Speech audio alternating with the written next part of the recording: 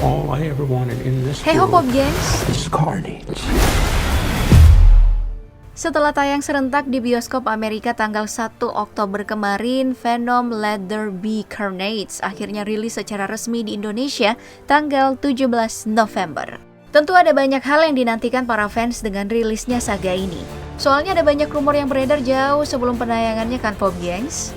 Mulai dari kabar burung soal bergabungnya Venom di MCU, sampai integrasi cerita para mutan dari semesta X-Men ke dalam produk Marvel Studios yang lain. Entah itu MCU atau SSU alias Sony Spider-Man Universe. Ya, daripada debat kusir, mending kita kupas aja ya sama-sama sejumlah rumor dan teori liar tadi lewat sejumlah fakta yang udah terkonfirmasi di Venom 2 bersama akun Mbak DP dalam film populer kali ini.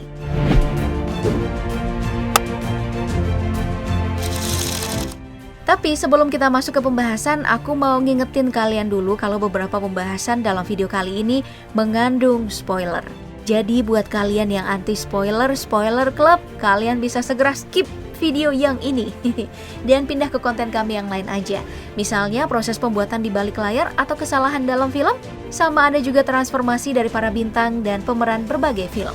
Hal pertama yang sepertinya perlu kita bahas adalah teori liar soal bergabungnya Venom ke MCU. Ya, ini emang teori yang cukup masuk akal sih.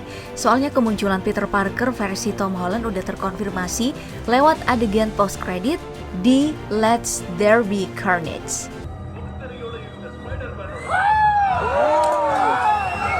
Ini terjadi saat Venom dan Eddie Brock lagi kabur ke sebuah pulau tropis karena jadi buron atas kematian detektif Mulligan yang gugur dalam pertarungan melawan simbiot bernama Carnage.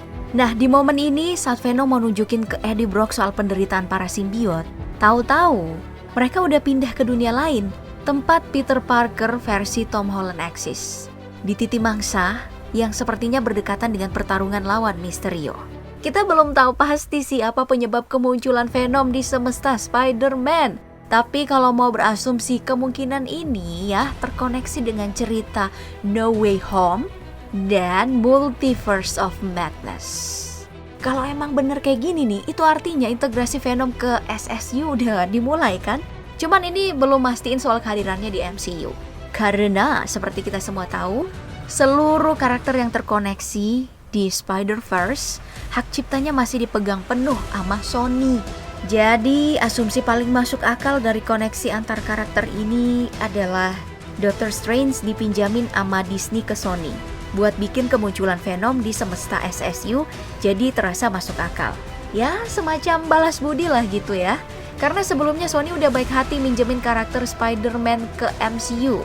Nah, ini secara nggak langsung ngejelasin juga kenapa di dunia Venom, fenomena blip yang ngehapus separuh populasi di MCU termasuk dunia Spider-Man versi Tom Holland gak kejadian.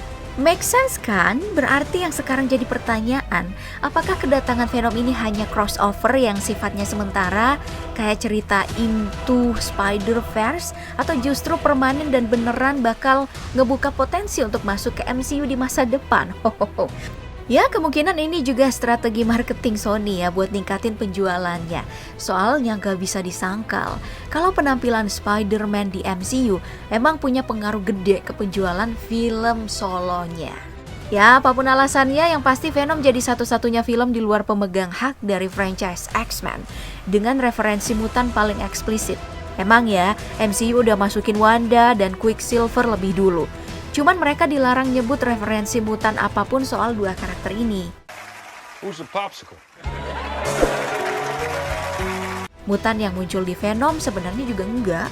Tapi tanpa disebut pun, karakter Frances Barrison yang jadi pacarnya pembunuh berantai Cletus Cassidy, inang dari simbiot Carnage, digambarkan lebih jelas sebagai mutan ketimbang Quicksilver dan Wanda. Ini bisa aja berarti apapun ya. Tapi dapat pemicu buat Walt Disney yang tahun 2019 lalu udah beli hak dari franchise X-Men dan Fantastic Four dari 20th Century Fox supaya buru-buru ngegarap karakter para mutan versi mereka sendiri. Well, dengan kepemilikan hampir separuh dari karakter Marvel, Posisi Walt Disney sebagai raja di industri film superhero jadi makin jelas. Karena tanpa kepemilikan atas karakter Hulk aja yang masih dipegang sama Universal Studio dan Spider-Man yang masih ada di Sony, mereka ini udah bisa dibilang udah nyampe puncak rantai makanan. Gimana jadinya kalau semua karakter berhasil dibeli sama mereka? Aku gak bisa bayangin hasilnya kayak gimana ya. Apalagi kalau mereka mulai beli karakter DC juga, udah kelar deh nasib studio yang lain. Nah, ngomongin soal rumor dan teori liar kayak gini, capek juga ya ternyata. Jadi cukup dua itu aja yang kita bahas. Untuk yang selanjutnya, marilah kita obrolin soal fakta yang santai-santai dulu. Soalnya ada banyak hal menarik juga nih seputar produksi Venom di luar kemungkinan yang tadi udah kita bahas. Misalnya nih, soal pemeran utama di film ini, Tom Hardy, yang ternyata terlibat juga dalam penulisan naskah tentang perkembangan hubungan antara Venom dan Eddie Brock. Bahkan ya namanya masuk loh dalam credit title. Atau soal fakta yang ini nih, hampir 100% proses editingnya dikerjain secara virtual. Yep, bener. I've been making this directing journey. Soalnya meski proses syutingnya udah kelar sejak tahun 2020, ternyata begitu masuk proses editing tiba-tiba ada pandemi kan. Ya jadi gitu deh, semuanya serba dibatesin. Tentu pandemi COVID-19 gak berdampak ke proses produksi aja. Karena setelah editing rampung, bioskop kan belum boleh buka nih gengs. Makanya gak usah heran kalau tanggal rilis dari Venom 2 ini sempet berkali-kali ditunda. Yang awalnya direncanain bakal tayang di bioskop mulai Oktober 2020, lantas ditunda hingga Juni 2021. Terus molor lagi sampai September 2021. Sampai akhirnya beneran fix tayang di Oktober 2021. Dan ya, di luar semua itu entah apa alasannya, Venom Let There Be Carnage bakal jadi film superhero dengan durasi terpendek kedua. Yang waktu totalnya itu kira-kira 97 menit atau 1 jam 37 menit. Hanya beda 5 menit sama Fantastic Four Rise of the Silver Surfer yang rilis 2007 lalu. Dengan durasi 92 menit atau 1 jam 32 menit.